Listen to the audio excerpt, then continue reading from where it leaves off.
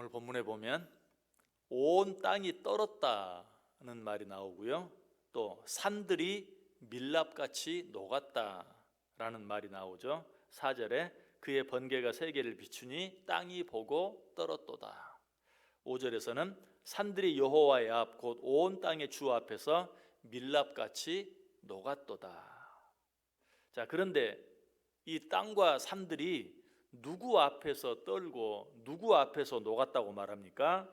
5절에 보면 여호와의 앞 곧 온 땅의 주 앞에서, 하나님 앞에서, 온 땅의 주인이신 하나님 앞에서 떨고 녹았다라고 말하고 있어요.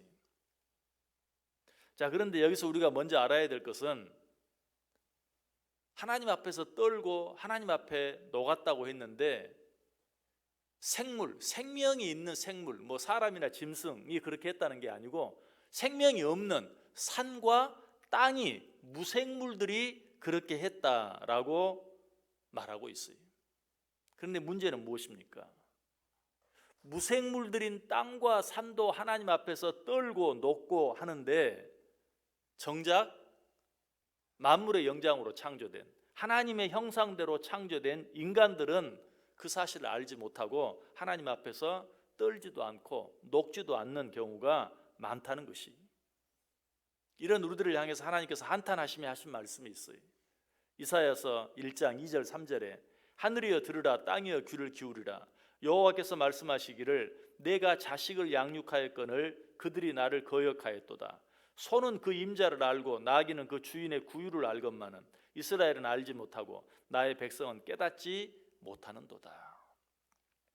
소도 임자를 알고 나귀도 주인의 구유를 아는데 내 백성, 내가 내 형상대로 창조한 인간들은 깨닫지 못하고 알지 못한다. 아니, 뭐 소나 나귀는 말할 것도 없고 산과 땅도 내 앞에서 떨고 녹는데 내 형상대로 창조된 인간들은 그렇게 하지 않는다라고 한탄하고 계시는 것을 보게 돼요.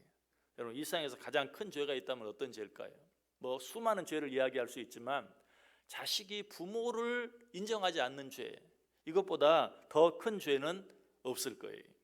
그런데 피조물된 인간이 우리를 지으신 창조자 하나님을 알아보지 못하는 죄도 똑같은 죄예요. 아니, 더 큰 죄예요. 그래서 이사야 선지자는 아까 소나 나귀도 주인을 아는데 인간은 그렇지 못하다라고 말한 바로 다음 이사야 1장 4절에 또 뭐라고 말한 줄 아세요? 슬프다 범죄한 나라요, 허물진 백성이요, 행하게 종자요, 행위가 부패한 자식이로다. 그들이 여호와를 버리며 이스라엘의 거룩하신 일을 만홀히 여겨 멀리하고 물러갔도다. 누가? 우리가 바로 그런 자라는 것이, 소나 나귀보다 못한 자들, 아니 오늘 본문의 표현을 빌리면 생명이 없는 땅과 산보다도 못한 자들, 참으로 주인을 알지 못하는, 아니 부모를 알지 못하는, 창조자를 알아보지 못하는 배은 망덕한 자들이라는 것이, 하나님께서 이런 우리의 모습이 얼마나 기가 막히고 가슴이 아프셨던지 아까 이사야에서 뭐라고 그랬어요? 하늘이여 들으라, 땅이여 귀를 기울이라. 마치 어떤 답답한 일을 당한 사람이 길거리에서 외치죠. 세상 사람들이여 다 와서 귀 있으면 한번 들어보소. 지금 하나님이 그런 심정으로 이야기하고 있어요. 여러분, 이런 하나님의 안타까운 외침을 들으면서 여러분 어떤 생각하십니까? 아유, 우리가 언제 그렇게까지 했다고, 표현이 너무 심한 것 아닙니까? 라고 혹시 생각이 듭니까? 그런 표현은 예수님을 팔아먹은 가룟 유다에게나 해당되는 이야기지 우리들은 뭐 부족하긴 하지만 그 정도는 아니지 않습니까? 라고 생각할지도 몰라요. 여러분, 그런데 사실 우리가 가룟 유다보다 절대로 더 나은 존재들이 아니. 가룟 유다가 예수님을 팔긴 했는데 예수님을 어떻게 팔았죠? 얼마 받고 팔았습니까? 은 30을 받고 팔았어요. 여러분, 은 30은 그래도 꽤 되는 액수예요. 당시 은 하나, 은 한 양은 보통 사람들이 하루 임금에 해당하는 그런 돈이었어요. 그러니까 은 30이면 어때요? 한 달 월급 정도 되는 돈이, 가룟 유다가 한 달 월급 정도 되는 돈을 받고 예수님을 팔았어요. 우리는 그 사실을 보면서 분개하죠. 아니 어떻게 그럴 수가 있느냐. 그런 사실 우리 자신을 한번 생각해 보세요. 한 달 월급 뭐 그렇게 큰 돈도 아니지만 절대 적은 돈도 아니죠. 그런데 우리는 길바닥에 지폐 한 장만 떨어져 있어도 마음이 왔다 갔다 하고요. 그 아무것도 아닌 그것 때문에 그리스도인으로서의 하나님의 자녀로서의 양심을 팔아버릴 때가 얼마나 많은지 몰라요. 혹시 여러분 시장에서 물건을 사고 거스름돈을 받았는데 내가 받아야 될 액수보다 500원 더 받았다든지 1000원 더 받았다든지 혹시 이렇게 해본 적 있습니까? 어떻게 해야죠? 돈이 더 왔어요. 이거 잘못 계산한 것 같은데요? 돌려줘야죠.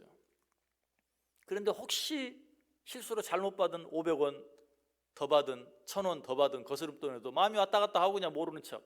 어때요? 그리스도인으로서 양심을 팔아버리는 거예요. 그때 돌려주고 아유 참 좋으신 분이네요. 그럼 아유 저 하나님 믿는 사람인데 그런 거 당연히 돌려드려야죠.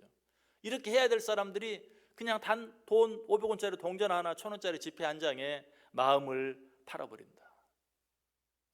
주차장에서 남의 차 하나 들이받고 뭐 요즘은 그냥 뭐 CCTV나 블랙박스 때문에 할 수 없이 전화번호 남겨놓고 그렇게 많이 하는데 예전에 그런 것들 없을 때는 어때요? 보는 사람 없으면 그냥 살짝 내 양심 팔아버리고 모르는 척 와버리는. 하나님을 믿는다고 하면서 우리들이 그런 실수를 얼마나 자주 얼마나 많이 하느냐 이 말이. 은 30을 받고 예수님을 팔아먹은 가룟 유다를 욕할 게 아니라 단돈 500원에 단돈 1000원에 그리스도인으로서 양심을 팔아버리는 우리들이 어쩌면 더 심할 수도 있다. 그런 우리들을 보고 지금 이사야 선지자가 이야기해. 소도 나귀도 주인을 아는데 너희들은 알지 못하는구나. 귀 있는 자는 와서 한번 들어보라 라고 한탄하고 계세요. 개도 주인은 물지 않아요. 그런데 사람들은 조금만 마음에 안 들면 하나님도 마음대로 물어뜯어요. 욕하고 불평하고 원망하고 얼마나 그러기를 잘해. 그런 우리들을 보면서 하는 말씀이 개나 나귀도 소나 나귀도 주인을 아는데 어찌하여 너희들은 주인을 알지 못하느냐. 오늘 본문은 뭐라고 말해요? 땅과 산들도 하나님을 알고 하나님 앞에서 떨고 녹는데 너희들은 왜 그렇게 하지 않느냐라고 말하고 있어요. 왜 그럴까요? 우리가 소나 나귀보다 못해서 그럴까요? 아니 땅과 산들보다 못해서 그럴까요? 솔로몬은 그 이유를 이렇게 이야기해요. 전도서 7장 29절에서 내가 깨달은 것은 오직 이것이라 곧 하나님은 사람을 정직하게 지으셨으나 사람들이 많은 꾀를 낸 것이니라. 여러분 하나님은요 사실은 인정하기가 어려운 게 아니고 부인하기가 어려운 분이에요. 천지 만물을 바라보면 하나님의 존재는 너무 분명해요. 하나님이 없다고 말할 수가 없어요. 하나님이 있다고 말하는 것이 훨씬 쉬워요. 오늘 본문 6절이 뭐라고 말해요? 하늘이 그의 의를 선포하니 모든 백성이 그의 영광을 보았도다. 천지 만물을 보면 그 모든 것들이 다 하나님의 영광을 선포해요. 우리가 그것들을 보면 하나님이 살아계시는 것을 저절로 알 수 있어요. 그래서 달나라에 갔던 인류 최초로 달나라에 갔던 닐 암스트롱은 내가 우주에 가보았더니 우주에 하나님이 충만하더라. 하나님이 계시지 않는 곳이 한 곳도 없더라. 그 우주의 광대함을 보고 이 하나님이 아니면 누가 이것을 만들 수 있느냐 그렇게 고백했어요. 그게 맞는 거예요. 그런데 왜 우리들이 그 하나님을 인정하지 않는다고요? 여러 가지 꾀를 내서 아까 말한 것처럼 하나님을 인정하면 우리들이 손해나요. 하나님을 인정하지 않으면 우리 인간이 최고인데 하나님을 인정하면 우리는 졸지의 피조물이 돼버리고 그래서 하나님이 없다고 우기는 거예요. 억지로 이 세상 모든 만물이 다 우연히 이렇게 만들어졌다고 말하는 거예요. 하나님을 인정하면 하나님이 주인이 되고 나는 종이 되는 거예요. 그래서 인간들이 꾀를 내서 하나님은 없다. 이 우주 만물 다 저절로 된 거야. 우연히 그렇게 된 거야. 시간이 오래 지나서 그렇게 된 거야 라고 말하기를 좋아한다는 것이.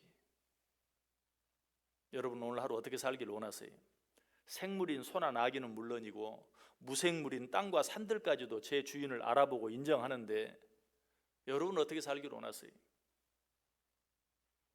하나님을 창조자로 그리고 그 하나님을 내 삶의 주인으로 모시고 살 수 있기를 바라요. 하나님은 우리가 그렇게 하기만 하면 하나님이 정말 우리의 목자가 되어주셔서 우리를 가장 좋은 길로 인도해 주세요. 내가 하루하루 이 하나님의 인도하심을 받고 살지 못하는 이유는 하나님을 나의 주인으로 내가 모시지 않고 내가 인정하지 않기 때문이, 내가 그분을 나의 주인으로 나의 창조자로 인정하기만 하면 하나님께서는 나의 참 목자가 되어주셔서 나를 가장 좋은 길로 인도해 주신다. 이 사실을 누가 깨달았죠? 다윗이 깨달았어요. 다윗이 깨닫고 뭐라고 고백하죠? 우리가 너무나 잘 아는 시편 23편에 있는 고백, 여호와는 나의 목자시니 내게 부족함이 없으리로다. 그가 나를 푸른 풀밭에 누이시며 쉴만한 물가로 인도하시는도다. 내 영혼을 소생시키시고 자기 이름을 위하여 의의 길로 인도하시는도다. 오늘 하루 하나님을 창조자로 인정하고 사세요. 오늘 하루 하나님을 나의 주인으로 인정하고 사세요. 오늘 하루 하나님을 나의 참 좋은 목자로 믿고 사세요. 그렇게 할 때 하나님이 저와 여러분 오늘 하루 가장 좋은 길로, 푸른 초장으로, 쉴만한 물가로 인도해 주시는 그 은혜를 누리며 살아가는 복된 하루 되시기를 주님의 이름으로 간절히 축원합니다. 기도하겠습니다.